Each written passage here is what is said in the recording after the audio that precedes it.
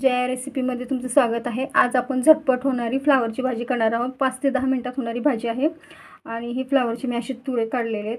असे तुरे हे थंड पाण्यात मी फ्लावर ठेवलेला आहे। आता ह्याच्यामध्ये मीठ टाकून आपण हा फ्लावर धुणार आहोत, कारण ह्या फ्लावरला एक वास असतो। तो वास जाण्यासाठी आपण थंड पाण्यात आणि मिठाने धुणार आहोत। तर आता आपण ह्याच्यात मीठ टाकू। आता हे मिठाने असं स्वच्छ धुवून काढूया आपण। मग नको शिकू। हॅलो, कढई तापायला ठेवूया आपण। आता याच्यामध्ये तेल टाकून घेऊया। आता याच्यामध्ये आपण तेल तापायला ठेवूया।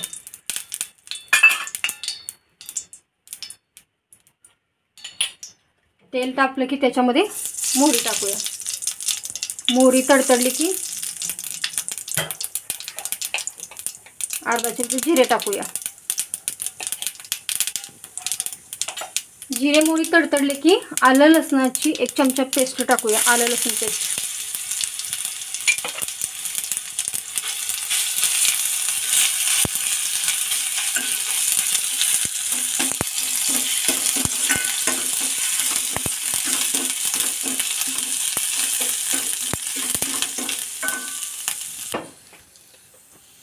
लाल तिखट हे थोडंसं हे करपू नये म्हणून थोडंसं पाणी टाकूया, कारण आपले तिखट करपणार नाही म्हणून थोडंसं पाणी टाकूया।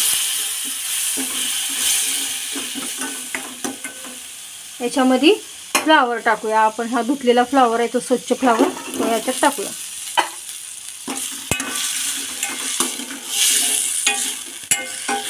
फ्लावर परतला की याच्यामध्ये 1 ग्लास पाणी टाकूया।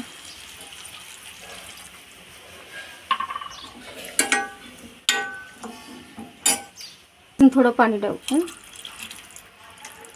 हे आपला फ्लावर रस्सा तयार आहे।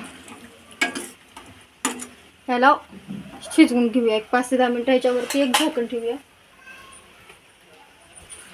असं एक ताट ह्याच्यावरती झाकून घेऊया आणि फ्लावर 5 ते 10 मिनिटं शिजून द्यायचं।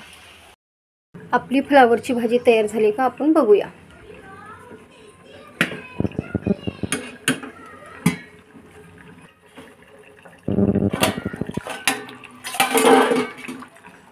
आपली फ्लावरची भाजी तयार झालेली आहे। आता आपण पटकी झट 5 मिनिटात होणारी फ्लावरची भाजी आता आपण सर्व करूया। गॅस बंद करूया। याच्यामध्ये मीठ टाकून घेऊया आपण। फ्लावरची भाजी तयार झाली। मीठ टाकून घेऊया, चवीपुरतं मीठ।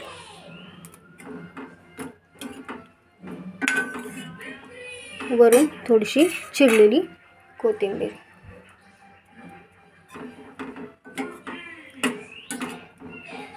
आता आपण हे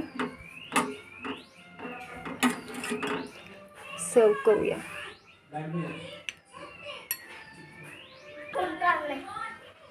आता सर्विंग बॉलमध्ये आपण ही भाजी काढून घेऊया।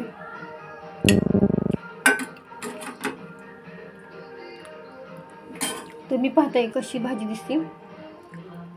अशी पटकन झटकन बनणारी रेसिपी करून बघा आणि सांगा कशी झाली ते।